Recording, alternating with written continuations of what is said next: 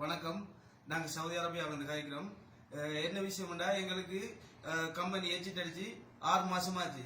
இதுவரைக்கும் எங்களுக்கு நாட்டுக்கு போறதுக்கு எந்த விதமான வசதியும் இல்லை. எம்பசிக்கு போய் வந்தா எம்பசிலையும் எந்த விதமான கதை இதுக்கும் இல்லை. எம்பசிக்கு போனா எங்களை நான் கூட மதிக்கிறாங்கல்ல. அதை விட எம்பசிக்கு போனா காசு இருக்கிறாங்க மட்டும்தான் முன்னுரிமை. இப்படி நாங்க இந்த எக்ஸிட் அடிச்சு 6 மாசமாச்சு. ஊருக்கு போறதுக்கு எந்த விதமான இதுவும் இல்லை. இப்படி கிடந்து நாங்க சாப்பாடு இல்லாம சாகுறதா? எங்க வீட்டுல என்ன நிலைமை? வீட்டுக்காராக்கள்லாம் எப்படி இருக்கிறது? வீட்டுக்காராக்கள்லாம் சாப்பிடறோம் இல்லையா? நாங்க இங்க இருந்து காசு அனுப்புனா தான் வீட்டுக்காராக்கள் சாப்பிடணும். இங்க பாருங்க எங்க பிள்ளை இத இப்படித்தான் எல்லாரும். ஒழுங்கான ரூம் இல்ல, சாப்பாடு இல்ல, சம்பளம் இல்ல, கம்மல்ல வேலை இல்ல. இப்படியே கிடந்து நாங்க சாகுறானா? இதுக்கு ஒரு முடிவு எடுக்கிறது இல்லையா ஜனாதிபதி அவர்களே?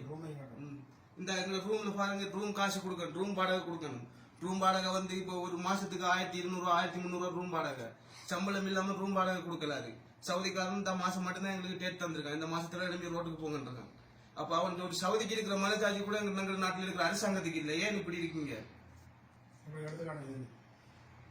இதுக்கு ஒரு முடிவு எடுத்து நீங்க எங்களுக்கு எல்லாத்தையும் நாங்க எல்லாரும் சாகிறதான் பழிங்க. நாங்க இப்ப சவுதி அரேபியா அபஹான்ற இடத்துல இருக்கோம்.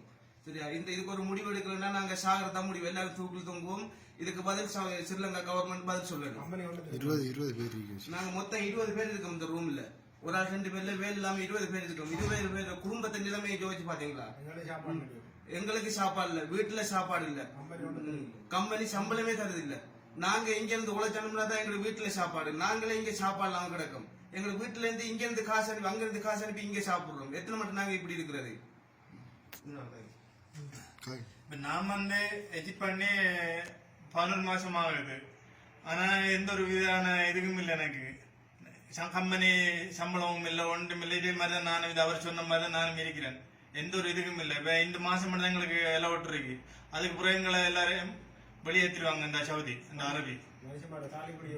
அவங்க எங்களோட வைப்பாக்களும் வந்து அங்க தாலி கொடிகள் அது இது அடமானம் வச்சுதான் எங்களுக்கு இப்ப காசு அனுப்பி கொண்டிருக்காங்க. இப்ப அதுவும் இல்லை, அங்க அனுப்புறதுக்கும் அந்த ஒரு வசதி இல்லை அவங்களுக்கும்.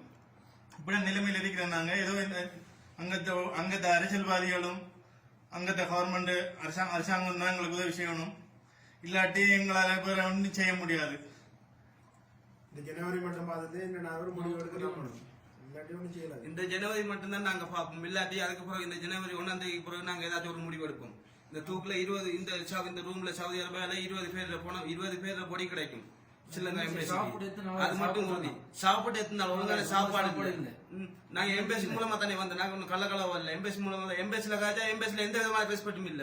இங்க இருந்து நாங்க இருக்கிறது இந்த எம்பசிக்கு போறதுக்கு ஒரு நாள் ஃபுல்லா ஒரு நைட் ஃபுல்லா போகணும். அதுக்கு வந்து 500 ரியால் 600 ரியால் கிட்ட செலவாகுது போய் வாரத்துக்கு. அப்ப அதுக்கெல்லாம் காசு வேணும் எங்களுக்கு. என்ன செய்யறோம் நாங்க? போறதுக்கு 600 ரியால், வாரத்துக்கு 600 ரூபாய், மொத்தம் 1200 ரூபாய் வேணும். இதுல சாப்பாடு வர எம்பசிக்கு போனா எந்த விதமான ஏன் வந்தன்னு கூட கேக்குறாங்கல்ல, என்ன பிரச்சனைன்னு கூட எம்பசில கேக்குறாங்கல்ல.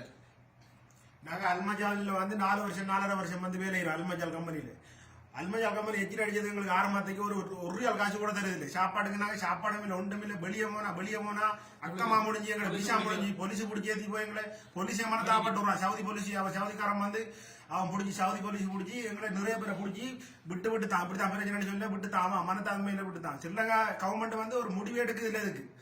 நாங்க இன்னும் இந்த ஜனவரி மட்டும் பார்த்து இந்த 1ஆம் மாசம் மட்டும் பார்த்துட்டு இன்னும் ஒரு 4-5 நாள் கிடைக்காது. பிறகு நாங்கள் 20 வரைக்கும் மடியா சாப்பாடுக்கு சமைக்கிற சாப்பாடுக்கு போட்டு இது நாங்கள் முழுப்பேர் 20 கோடி கிடைக்கும் எங்களுக்கு. இந்த இதுல சவுதி இதுல அபா என்ற இடத்தடிக்கும் சுற்றுலா பயணிகள் எடுக்கிறேன். நாங்க இதுல வந்து உழைச்சு கொடுக்குறோம். நாங்க ஸ்ரீலங்காக்கு நாங்க எவ்வளவு பேர் உழைச்சு கொடுக்குறோம் எங்களை எடுக்கலாம்.